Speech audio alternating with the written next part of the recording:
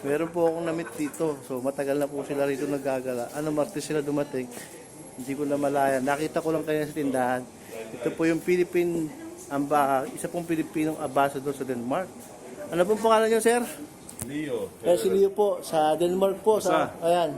Nakita ko lang nung Martes pa pala sila, sayang. Ngayon ko lang na-meet. Uuwi na sila.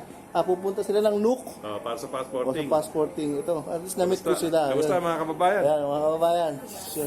Ambassador po sa Denmark. Philippine ambassador ng Denmark po. Okay. Ayan. Ito po yung asawa niya, si ate. Ito si ate. Ang pangalan mo, ate? Ako si Pidex. Pidex, yan. Sa taga Denmark po. Yun, nakita ko sila rito. Yun. Sayang, di Sayang. na kayo Oo. nakilala. Yun. Sayang. Sayang. Gagana.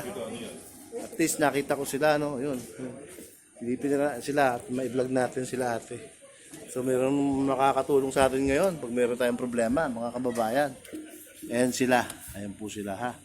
Rock and roll.